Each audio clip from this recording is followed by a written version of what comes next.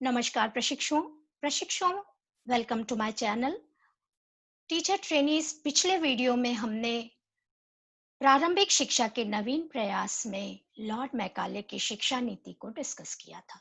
प्रशिक्षुओं, आज के वीडियो में हम लॉर्ड कर्जन और ऑकलैंड और वुड की शिक्षा नीति, शिक्षा में क्या इनका योगदान था, इसके बारे में हम आज डिस्कस इस वीडियो में करेंगे।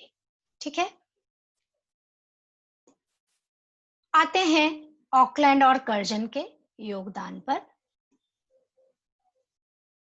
प्रशिक्षुओं देखिए, लॉर्ड बेंटिक, जैसा कि हमने पिछले वीडियो में देखा, लॉर्ड बेंटिक ने 1 लाख की धनराशि को शिक्षा पर व्यय करने का निश्चय किया, परंतु उन्होंने इसके साथ एक शर्त रखी कि केवल मात्र अंग्रेजी माध्यम से ही शिक्षा दी जाएगी और अंग्रेजी में जो शिक्षा दी जाएगी उसी पर यह धन व्यय किया जाएगा।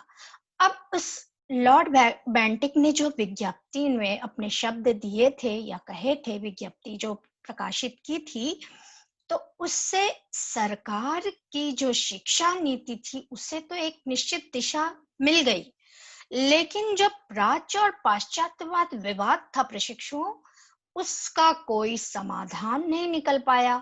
तो जब उनके बाद गवर्नर जनरल आए नए, हमारे लॉर्ड ऑकलैंड, तो लॉर्ड ऑकलैंड ने क्या किया, उन्होंने देखा ये विवाद का कोई अंत नहीं हो रहा है, तो उन्होंने क्या किया, इस आंदोलन को खत्म करने का निर्णय लिया। और इसलिए उन्होंने सोचा कि अगर प्राच्य शिक्षा पर हम कुछ और धन व्यय करेंगे, तो ये है ऑकलैंड और ये है लॉर्ड कर्जन, तो अगर हम कुछ और धन व्यय करेंगे तो इस विवाद का हो सकता है अंत हो जाए। तो इसलिए उन्होंने निर्णय लिया कि 31,000 यानी 31,000 की अतिरिक्त धनराशि मैं इन प्राच्यवादियों की प्रति वर्ष दूंगा। ठीक है, तो जैसे ही उन्होंने इसकी घोषणा की, प्राच्यवादी प्रसन्न हो गए और इससे लंबे समय से जो प्राच्य पाश्चात्यवाद विवाद चल रहा था उसका अंत हो गया। ये देखिए, वायसराय कर्जन। अच्छा प्रशिक्षण, उसके बाद आए वुड, सर चार्ल्स वुड। उनका डिस्पैच आया। उनका डिस्पैच, वो ईस्ट इंडिया कंपनी के बोर्ड ऑफ कंट्रोल के सभापति थे। उन्होंने एक आदेश पत्र निकाला, भारतीय शिक्षा नीति के लिए एक आदेश पत्र को प्रकाशित करवाया, और ऐसा उन्होंने कब किया, 1854 में। इसलिए इस आदेश पत्र को उनके नाम से जाना जाता है। इसलिए इस आदेश पत्र को क्या कहते हैं टीचर ट्रेनीज, वुड का आदेश पत्र। उसको वुड का घोषणा पत्र भी कहा जाता है। वुड का जो घोषणा पत्र है प्रशिक्षुओं, वो पत्र था, वो 100 अनुच्छेदों का लंबा लेख पत्र था, जिसमें भारतीय शिक्षा के सभी पत्रों पर विचार किया गया था। और उसके संबंध में, ये है चार्ल्स वुड, उसके संबंध में उन्होंने विस्तृत और महत्वपूर्ण सिफारिशें की थी। उन्होंने कहा था कि हम भारतीय शिक्षा को 4 उद्देश्यों, भारतीय शिक्षा के 4 उद्देश्य निर्धारित करते हैं। पहला उद्देश्य उनका था कि भारतीयों की जो मानसिक और चारित्रिक जो स्टेटस है उसका विकास करना। फिर उन्होंने कहा कि भारतीयों में पाश्चात्य ज्ञान से भारतीयों को अवगत करा के उनकी भौतिक समृद्धि करना। फिर उन्होंने राजपदों के लिए उन्हें सुयोग्य व्यक्ति बनाने की भी सिफारिश की। भारतीयों को अपने देश को समृद्धशाली बनाने में भी सहायता देने की सिफारिश की। तो ये है उनकी शिक्षा नीति के प्रमुख उद्देश्य। आदेश पत्र में और भी बहुत सी बातें थी जिनका समावेश उन्होंने किया था, जो हमारे लिए फ्रूटफुल, यानी भारतीयों के लिए फ्रूटफुल थी प्रशिक्षुओं। तो प्रशिक्षुओं, आदेश पत्र में उन्होंने दोनों भाषाओं में शिक्षा देने की सिफारिश की।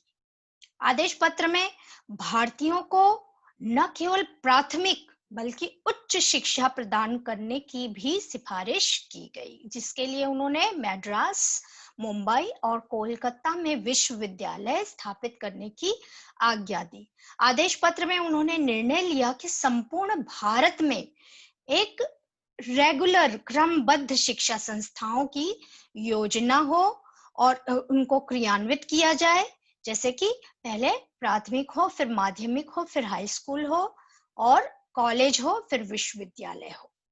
तो ये है उनके रिकमेंडेशंस। और क्या सिफारिशें थी वुड के घोषणा पत्र में? तो वुड के घोषणा पत्र में जनसाधारण जो थे उनकी शिक्षा पर उन्होंने बल दिया, उनकी शिक्षा की सिफारिश की, जिसके अंतर्गत सरकार क्या करे, प्राथमिक शिक्षा पर अधिक धन व्यय करके प्रत्येक जिले में स्कूलों की स्थापना करे और ये जो स्थानीय स्कूल हैं इनके अंदर देखरेख करे, वहां की कमियों में सुधार करे और यहाँ जो मेधावी या निर्धन छात्र हैं उन्हें पढ़ने के लिए सहायता दे। किस प्रकार से? तो उन्हें छात्रवृत्ति प्रदान करे ताकि उनका जो निम्नतम स्तर है शिक्षा का वो उच्चतम स्तर की प्राप्ति करे।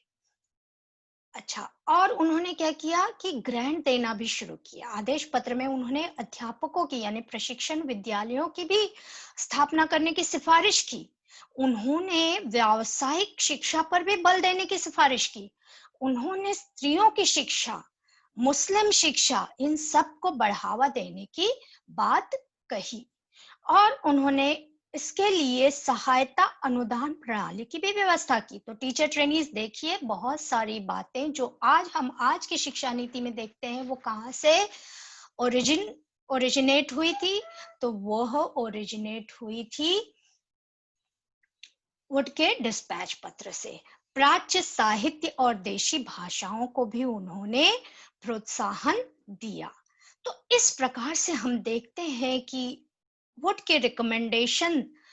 ने जो रिकमेंडेशंस दी थी उससे हमारे भारतीय शिक्षा को एक नई दिशा मिली, एक नया आयाम हमारे लिए खुला। हम एक तो आधुनिक हुए, पाश्चात्य विज्ञान तथा साहित्य पुस्तकों का भारतीय भाषाओं में उन्होंने अनुवाद करने की भी सिफारिश की। इससे हमारा जो एक्सपोजर है वो बढ़ा।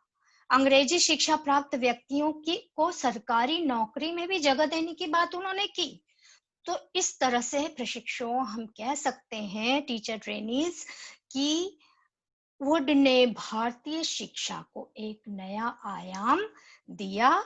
उनके सुझावों से भारत में प्राथमिक शिक्षा पर भी अधिक व्यय करने का निर्णय लिया गया और जिससे जनसाधारण की शिक्षा में उन्नति हुई। शिक्षा क्षेत्र में और उन्होंने क्या प्रयास किया? एक तो मद्रास, मुंबई, कोलकाता में विश्वविद्यालयों की स्थापना की और पूरे देश में उन्होंने, ये सार है, निचोड़ है पूरे वीडियो का, तो उन्होंने संपूर्ण देश में क्रमबद्ध शिक्षा यानी कि प्राथमिक, फिर माध्यमिक और फिर कॉलेज और फिर विश्वविद्यालय, इस तरह से एक क्रमबद्ध शिक्षा की योजना को क्रियान्वयन करने की सिफारिश भी की और उसके लिए प्रयासरत भी रहे। उन्होंने ग्रांट यानी कि अनुदान सहायता प्रणाली का भी सूत्रपात किया। उन्होंने लोक शिक्षा विभागों का निर्माण करवाया और सबसे मुख्य चीज है, उन्होंने छात्रवृत्ति देने की भी परंपरा का उद्घोष किया और शुरुआत की। ठीक है प्रशिक्षुओं, टीचर ट्रेनीज, आज के वीडियो में इतना ही। अगर आपने मेरे चैनल को लाइक, शेयर और सब्सक्राइब नहीं किया है तो कृपया कर लीजिए ताकि आपको नए नए वीडियोस मिलते रहें और आपके ज्ञान कोश में बढ़ोतरी होती रहे। Thank you so much. अगले वीडियो में नेक्स्ट टॉपिक के साथ